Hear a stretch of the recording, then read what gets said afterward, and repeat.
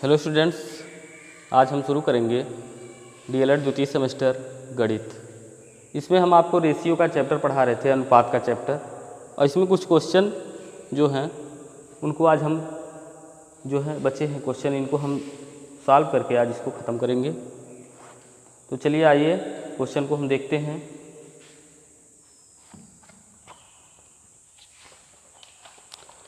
दिया है एक मिश्र धातु तांबा तथा जिंक से मिलकर बनी है, जिसमें तांबा तथा जिंक का अनुपात 9:7 है।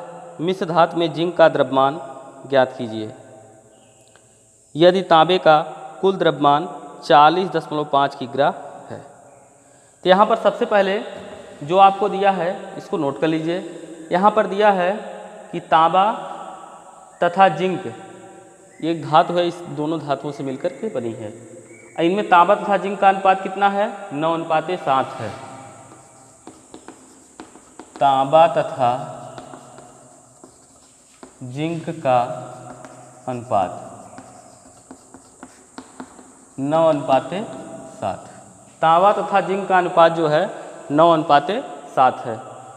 और यहाँ पर दिया गया है तांबे का द्रव्यमान दिया गया है आपको 40.5 किग्रा। तांबे का द्रव्यमान 40.5 किग्रा। ठीक है, क्वेश्चन एक बार हम फिर से पढ़ देते हैं। एक मिश्र धातु तांबा तथा जिंक से मिलकर बनी है, जिसमें तांबा तथा जिंक का अनुपात 9:7 है। मिश्र धातु में जिंक का द्रव्यमान ज्ञात कीजिए। यदि तांबे का द्रव्यमान 40.5 किग्रा है। तो यहाँ पर हमको ज्ञात करना है जिंक का द्रव्यमान। तो अब यहाँ चूंकि दिया है तांबा तथा जिंक का अनुपात 9:7, तो मान लीजिए माना तांबा का द्रव्यमान, इसके साथ हम एक चर राशि x लगा करके मान लेंगे।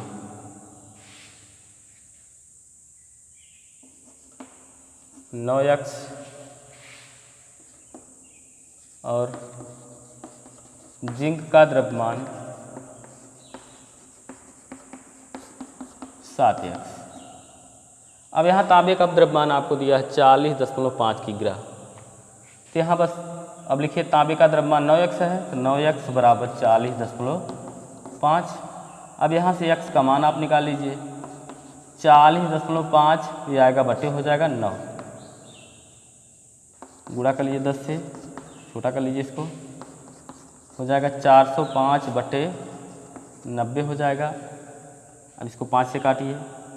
5 अट्ठे 40, 5 एकम 5, 5 एकम 5 4 9, 5 अट्ठे 40। 3 से काटिए। 3 छक 18, 3 दूनी 6, 3 सत्ते 21। 27 में आप 6 से भाग दे दीजिए।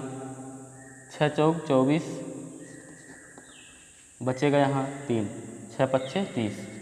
4.5 जो है आपका x का वैल्यू आएगा। यहाँ जिंक का द्रव्यमान दिया है 7x, लिखेंगे जिंक का द्रव्यमान बराबर 7x दिया है। इसका मतलब 7x का मतलब 7 गुणे x है। 7 गुणे x का मान 4.5। गुणा कर लीजिए। 7 पच्चे 35, 5 हासिल 3, 7 चौक 28, 3 31। 31.5 किग्रा ये आपका आंसर आ जाएगा, जिंक का द्रव्यमान आ जाएगा। या यूँ आप जो है इसको एक और नियम से लगा सकते हैं। यहाँ पर जिंक तांबा का अनुपात दिया है 9:7, माने तांबा और जिंक ऊपर वाला तांबे का और नीचे वाले जिंक का अनुपात है। तांबा तथा जिंक का अनुपात 9:7, 9:7 हो गया बराबर। अब यहाँ जिंक का द्रव्यमान यहाँ दिया है आपको, तांबे का द्रव्यमान दिया है, तो ध्यान दीजिएगा तांबा ऊपर वाला आपका है 9, यहाँ लिखिए 40.5। अब यहाँ पर जो है आप जो है जिंक का द्रव्यमान x मान लीजिए, तिरे गुणा करके हल कर लीजिए, तब भी आ जाएगा 9x बराबर 40.5 गुणे 7। x बराबर 40.5 गुणे 7/9। इसको आप हल करेंगे तब भी आपका आंसर आ जाएगा 31.5 किग्रा। दोनों नियम से आप लगा सकते हैं, जैसे भी आपको समझ में आ जाए। ठीक है, तो इस तरह से ये क्वेश्चन आपका आ गया। इसी तरह एक अगला क्वेश्चन है, कोई धन दीपक व राहुल में 3:8 के अनुपात में विभाजित किया गया है, बांटा गया है। यदि राहुल का हिस्सा 176 है तो कुल धन ज्ञात कीजिए। इसी तरह से आप निकालेंगे दोनों का अलग अलग।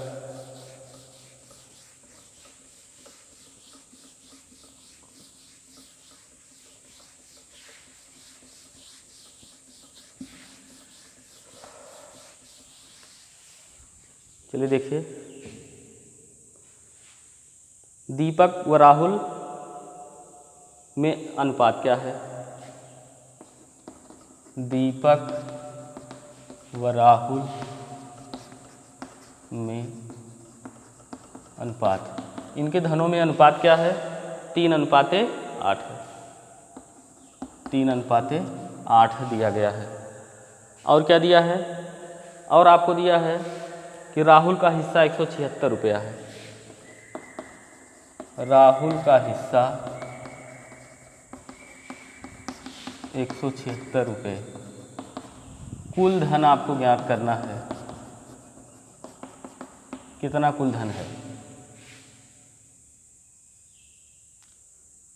तो अब यहाँ जो है आप दीपक का हिस्सा निकाल लीजिए, और राहुल का हिस्सा आपको दिया ही गया है।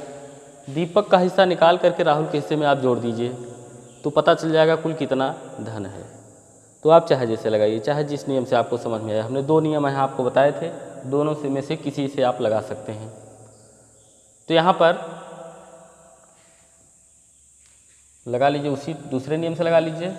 दीपक व राहुल में अनुपात 3/8। 3 जो है दीपक का है और 8 जो है राहुल का है। अब यहाँ आपको जो है दीपक का जो है x मान लीजिए हिस्सा, और राहुल का हिस्सा आपको 176 दिया गया है। अब यहाँ x बराबर हो जाएगा, 3 गुणा कर लीजिए, 8 का गुणा x में करिए, 176 गुणा 3 में कर लीजिए। 176 गुणे 3/8, काटिए इसको। 8 दूनी 16, बचेगा 1, 8 दूनी 16। x बराबर हो जाएगा 66, यानी ये जो है आपका 66 रुपये जो आया है, दीपक का हिस्सा आया है। ठीक है, तो कुल धन बराबर हो जाएगा, राहुल का हिस्सा 176 प्लस दीपक का हिस्सा 66। जोड़िए इसको, 6 6 12 2 हासिल 1, 7 6 13 14 4 हासिल 1 1 2। टोटल कुल कितना रुपया था, 242 रुपये टोटल इसमें जो है थे, जिनको जो है दोनों लोगों में बांटा गया। किस अनुपात में बांटा गया था, 3:8 के अनुपात में। तो यहाँ पर जो है ये आपका क्वेश्चन सॉल्व हो गया, 242 रुपये आपका आंसर आ जाएगा। तो चलते हैं, इसी तरह से एक और क्वेश्चन है आगे।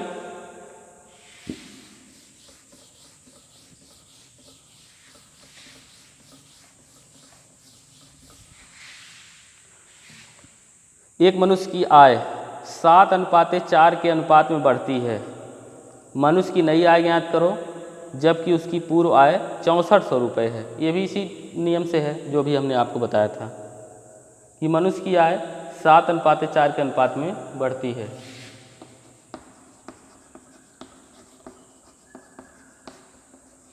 सात 7:4 के अनुपात में बढ़ती है। मनुष्य की आय जो है 7:4 के अनुपात में बढ़ती है। अब आगे क्या कह रहा है इसमें, मनुष्य की नई आय ज्ञात करो, इसकी पूर्व आय। पूर्व आय इसको दिया है, पूर्व आय 6400 रुपये है। पूर्व आय जो है यहाँ पर 6400 रुपये पूर्व आय दिया है। अब यहाँ पर आपको करना क्या है, क्योंकि मनुष्य की आय बढ़ रही है यहाँ पर, यानी 7 जो है जो बढ़ी हुई आय है और 4 जो है पहले की आय है। तो अब यहाँ पर हम जो है निकाल लेंगे अनुपात करके इसी तरह से 7:4 यानी 7/4 बराबर किसकी होगा, पूर्व की आय 6400 है यानी 6400 यहाँ नीचे रहेगा और ज़्यादा जो है अब बढ़ी हुई आय आपकी अनुपात 7 है उसका, ये बढ़ी हुई आय ऊपर रहेगी। अब यहाँ गुणा करिए 4x बराबर 6400 गुणे 7, ये हो जाएगा। x 4 से भाग करिए उधर ले जा करके, x बराबर 6400 गुणे 7/4, काटिए इसको, 4 × 9 4 बचिएगा 2, 4 × 6 24, ये हो जाएगा x बराबर 1600 गुणे 7।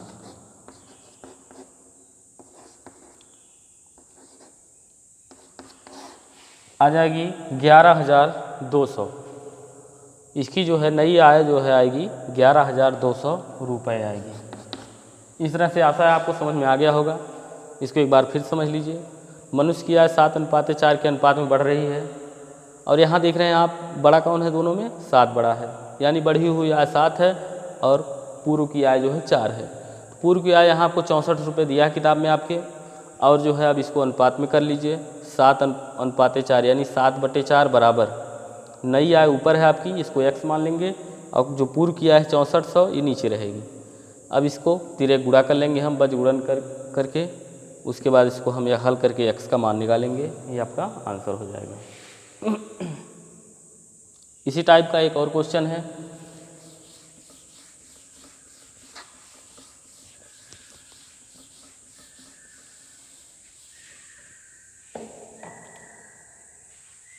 यहाँ पर क्वेश्चन है एक मशीन की लागत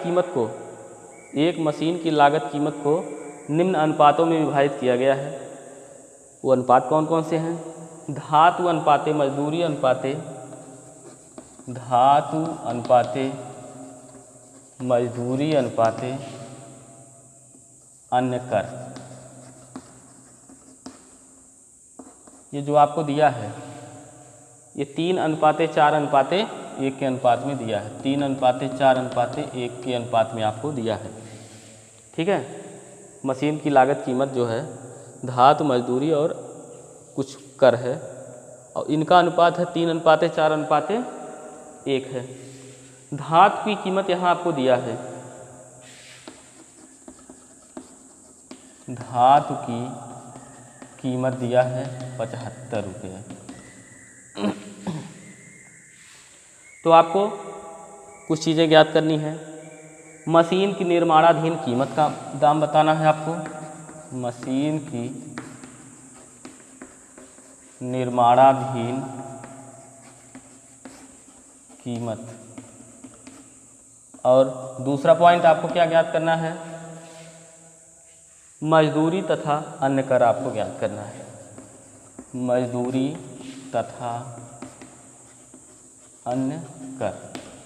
ये चीज़ें आपको ज्ञात करनी है, तो इनको निकालिए।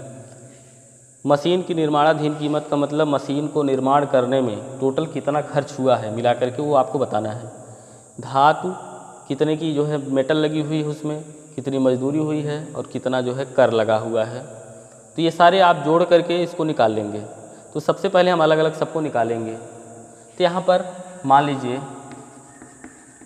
धातु कितने रुपए की है, 3x रुपए की है, क्योंकि 3 अनुपात में है।